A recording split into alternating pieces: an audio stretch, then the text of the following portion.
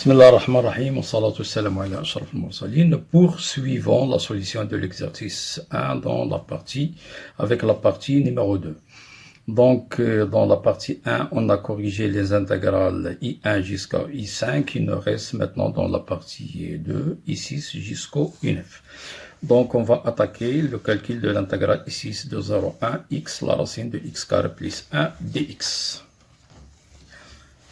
Donc, sixièmement, donc calcul de l'intégrale qu'on a nommée ici, l'intégrale de 0 à 1 x, la racine de x carré plus 1, bien sûr, dx.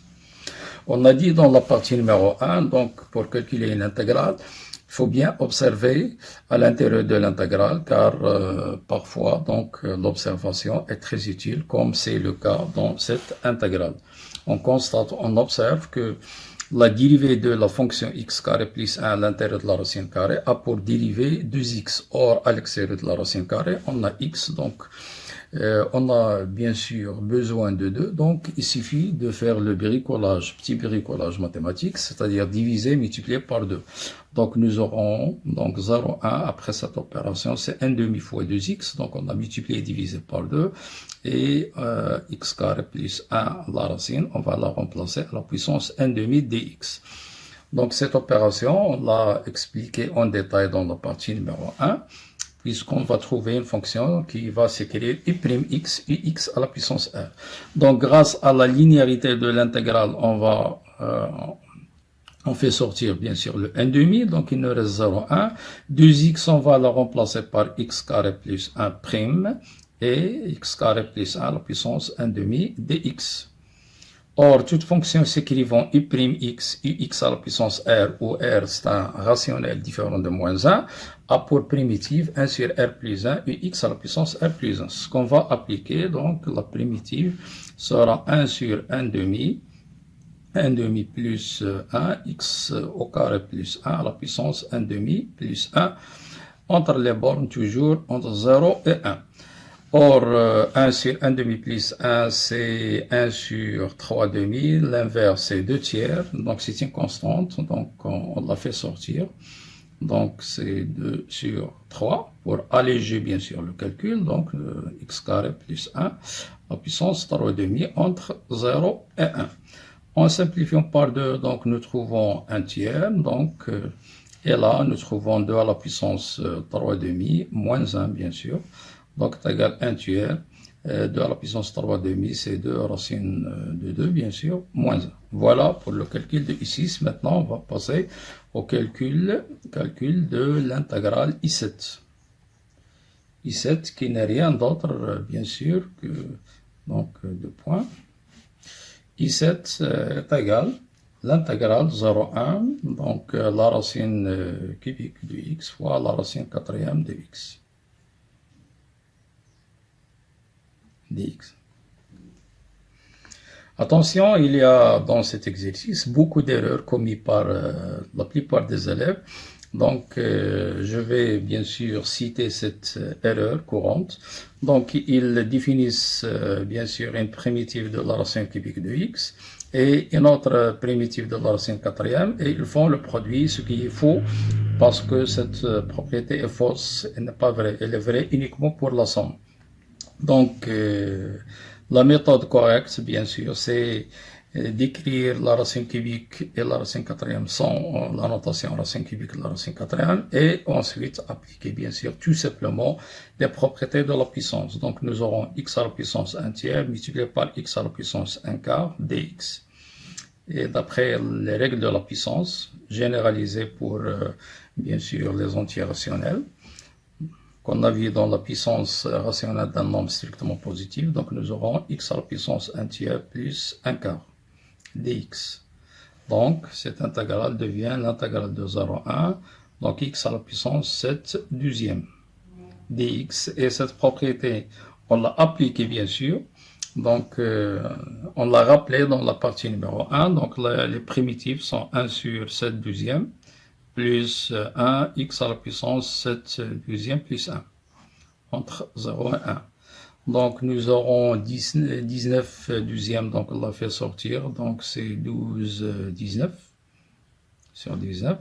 Il nous reste x à la puissance, donc 19 douzièmes. Entre 0 et 1, donc nous aurons 12 19e. 1 à la puissance n'importe quel nombre est égal à 1 moins 0, donc c'est le résultat final, c'est 12 19e. Maintenant, on va passer bien sûr au calcul, donc calcul de l'intégrale I8. Toujours bien sûr l'observation, il ne faut pas se précipiter. Donc, I8 est égal à l'intégrale de 0,1 de x sur x carré plus 3 dx. On constate que la dérivée de la fonction x carré plus 3, c'est 2x. Or, dans le numérateur, on dispose de x, il nous faut le 2. Donc, comme précédemment, donc on multiplie et divise par 2. On fait sortir le 1/2, bien sûr, grâce à la linéarité de l'intégrale. Donc, il nous reste 2x. Sur x carré plus 3 dx, qui est égal à 1/2, bien sûr, l'intégrale de 0,1 x carré plus 3 prime sur x carré plus 3 dx. Et là, donc, toute fonction s'écrivant sous la forme i'x sur ix a pour primitive ln, mais attention, valeur absolue de x plus c, où c varie dans R. Donc, c'est 1/2 ln, valeur absolue de x carré plus 3, mais du fait que x carré plus 3 est positif, donc la valeur absolue c'est x carré plus 3, entre 0 et 1, ce qui est égal à 1/2 ln, bien sûr de 4, moins ln de 3, qui est égal, on peut l'écrire aussi, c'est ln 4 grâce aux propriétés de logarithme, ln 4 tiers, donc 1/2. Maintenant, il nous reste, passons bien sûr à la 9e question. U9. U9 est égal à l'intégrale de 0 à 1, 2x plus 1 sur x plus 1 dx. Alors, cette intégrale elle est très intéressante. Chaque fois qu'on a à l'intérieur d'une intégrale fonction homographique, autrement dit de type ax plus b sur cx plus d, je vous conseille de la décomposer en éléments simples. Qu'est-ce que ça veut dire un élément simple? C'est-à-dire l'écrire sous la forme, bien sûr, d'une fonction polynôme plus une autre fonction homographique.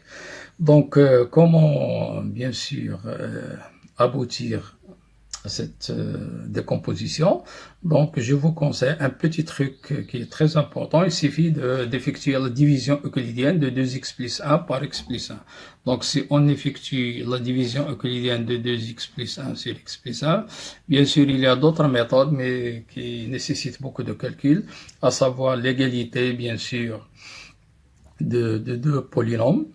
Mais la meilleure reste la meilleure, la plus rapide bien sûr, la plus facile, c'est la division euclidienne. Donc 2 multiplié par x, 2x, donc moins 2x, 2 plus 1, 2, moins 2, et on fait la somme bien sûr. Donc nous aurons moins 1, et de ce fait, donc on déduit que 2x plus 1 est égal 2 fois x plus 1 plus le reste de cette division euclidienne. Et à la fin, donc on va diviser tous les membres par x plus 1, donc 2x plus 1 sur x plus 1. Donc est égal 2 fois x plus 1 sur x plus 1, plus, autrement dit, moins 1 sur x plus 1. Donc là, on simplifie. Et voilà, on a décomposé notre fonction homographique en éléments simples, c'est-à-dire 2 moins 1 sur x plus 1. Donc, une fois on a bien sûr effectué cette opération, donc l'intégrale devient facile. Donc, l'intégrale de 2 moins 1 sur x plus 1 dx entre les éléments 0 et 1 est égal à l'intégrale de 0 à 1, donc 2, et on remarque que 1 ce n'est rien d'autre que x plus 1 prime sur x plus 1 dx, d'où les primitives. Donc la primitive de 2 d'une constante, on la multiplie par x, et là c'est moins ln, valeur absolue de x plus 1, puisqu'il s'écrit sous la forme i' sur ix, entre les bornes 0 et 1, donc est égal à 2 moins ln2, et moins l'image de 0 est égal à 0. Donc voilà, on a terminé cet exercice. Soyez au rendez-vous pour la technique la plus importante dans le calcul intégral, la technique d'intégration par partie. Bon courage et bonne réussite.